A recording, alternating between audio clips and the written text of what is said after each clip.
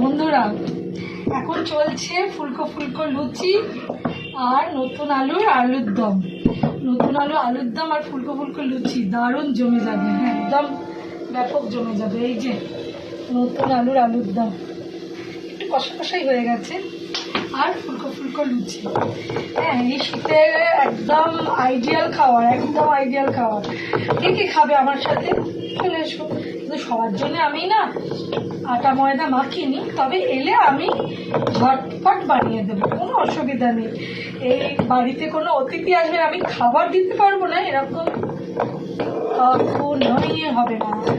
তোমাদের সাথে কথা বলতে বলতে আমার একটা লুচি হয়ে গেল, লুচি আর আলুর দম।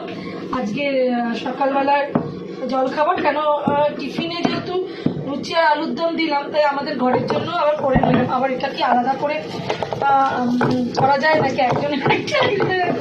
তবে শীতের সকালে লুচি আর আলুর দম একদম জমে যায়, তাই না? আমার সাথে কে কে? আর কড়াইশুঁটি কচুরি মোস্ট ইম্পর্টেন্ট, কিন্তু কড়াইশুঁটি কচুরি আজকে করিনি, কারণ তাড়াতাড়ি করে পেরে উঠলাম না। আমি নেক্সট দিন কচুরি করবো, যা ইচ্ছা তো আছে। আর এই যে আরেকটা লুচি তোমাদের সাথে কথা বলতে বলতে হয়ে গেল।